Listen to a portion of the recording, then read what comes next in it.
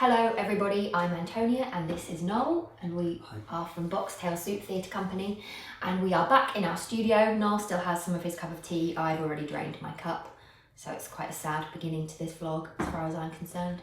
But we are starting work, we have been working rather for the last week on Casting the Runes, which we are taking to the Edinburgh Fringe this year. We're very excited about it. We're going to be at Pleasance for the first time, in the Pleasance courtyard at Pleasance Above. So it's a bigger space for us. I think we've spoken about that very briefly before, maybe, can't remember.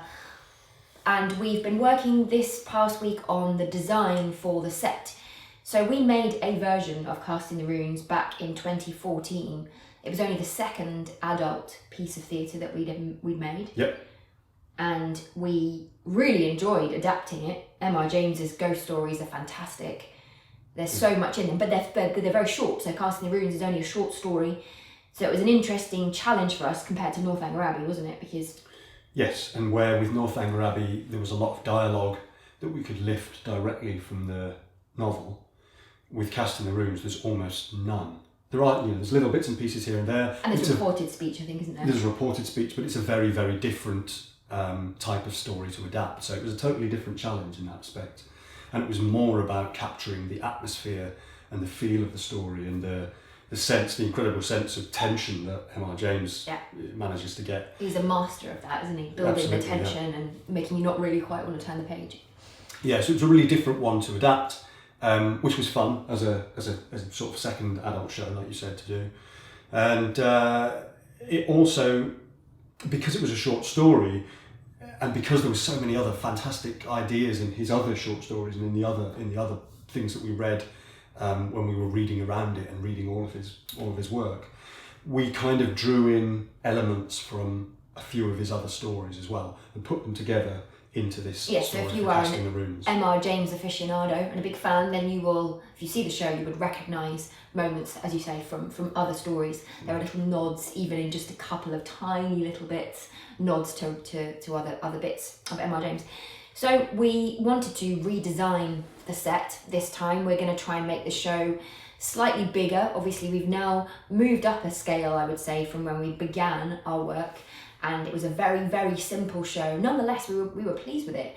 But we definitely think we can make it a more grown-up piece of theatre and more in line with the kind of stuff that we now make. Mm-hmm. So where before we had just a door at the back that we'd made out of an old wallpaper pasting table and a couple of suitcases. This time we just want to expand on that a little bit. So we've been trying to draw ideas for the new set. It's been interesting to re-interrogate the old ideas, because on the one hand, you don't want to just repeat what you've done before just for the sake of simplicity or for an easy life. On the other hand, you don't want to kind of throw out good ideas just because that was what you did before and you have to do something fresh. So we've been trying to look at the whole thing with a fresh pair of eyes, I guess, and also knowing what we know now, having created all the shows that we've created since, everything we've learned along the way, just to try and look at it anew. So we started off with, I certainly did, as did Noel, on the iPad, with doors, because we'd had the door and it was quite a feature in the first iteration of the show. There was a trick towards the end, which I won't give away, which we'll probably do again, but potentially anyway. So we started off with that. This I didn't really enjoy. I was just trying to get some kind of perspective into the door, different ideas. This one was slightly Salvador Dali, the door kind of blending into the floor. This one I really don't like. I mean, you try not to judge your drawings as you're drawing them, but then when you finish them, you kind of, I felt like I ended up basically making a weird sort of Tetris-like And I think one of the things that we both came to the conclusion was that because there was a lot of parallel lines, it's a lot of right angles and parallel lines, so it just looks a little didn't cold. Really enjoy it. And then I started, you'd drawn this, we talked about lampposts. So it's worth saying, I suppose, between all these drawings, we tended to come together with what Noel had drawn as well, have a chat, see what we liked, what we didn't like. And then we decided we quite liked the idea of using a lamppost, and you'd drawn this particular, it wasn't quite like this, but it's sort of similar to this curved top, so I tried to use that.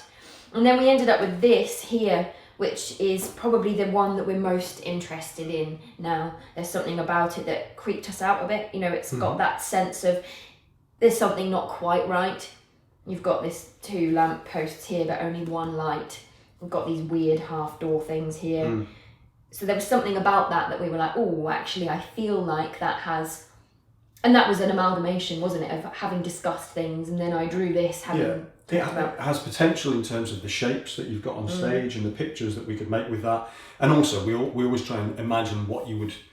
The impression you get as an audience if you first come into the space and you see the stage set what would it at the make beginning you of the feel? show. Yeah, exactly. Like, what do you get from that? And then we decided to spend at least sort of half an hour, and we weren't allowed to draw any doors at all.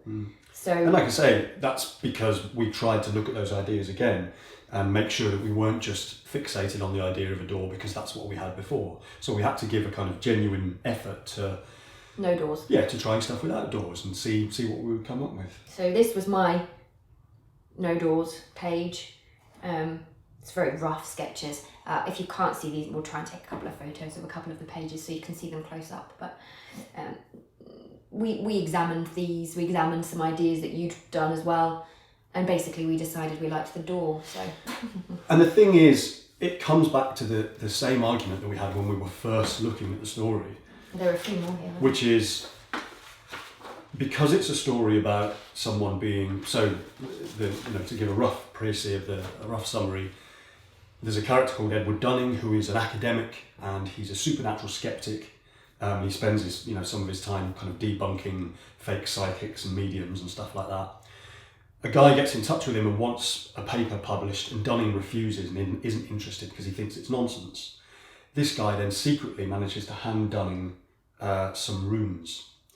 And long story short, that basically means that Dunning is then kind of given 3 days supernatural force.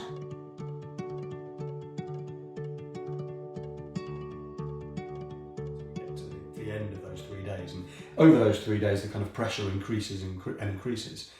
So the idea of the door was, it was trying to come up with something that represented that sense of potential, that sense of, it's almost like the childhood fear of what was behind the door. And we thought about the scary things that you might see when you were a kid, the sort of thing that would frighten you if you saw someone moving behind the door, or you heard someone knocking on the door, or the door handle turns, or anything like that.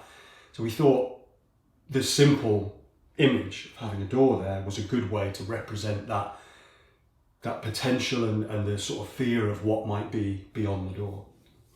Yes. I feel like Noel's told you a little too much of the story there. Although, to be fair, our audio drama is there, which has got the whole thing on it, and you've probably read it if you're an M.R.James fan. So the door was definitely that kind of representation of potential fear and terror of what could happen after. Then with the rest of the set, it's important to us that we are able to be inventive with it and use things in multiple ways as we like to do.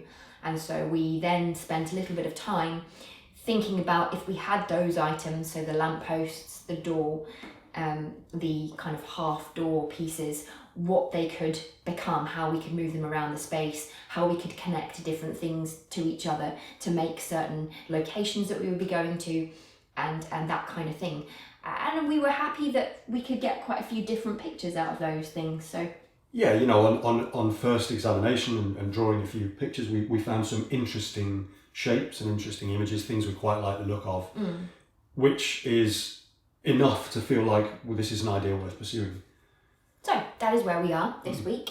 We're going to be moving on a little bit to carry on playing with those ideas. We'll probably make a set model at some point soon so that we can actually physically pick up objects and move them around. That tends to help hugely. Yeah. And we're also going to move on to some puppet designs and working out how we best use puppetry in this show.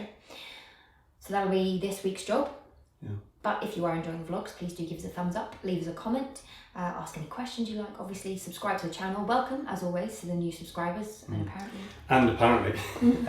And of course, the show's on sale now. Oh, it is, yeah. So, as Antonia said at the beginning, we're at the Pleasance Courtyard this time, Pleasance above, which is a bigger space. It was bigger than the one we were in last year. I think it seats about 150 people.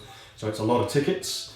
So if you're interested, if you know anyone who's interested, please go along, have a look, and maybe even book now. That would be great.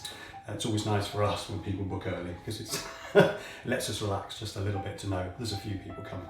Thank you very much for watching, and we'll see you next time.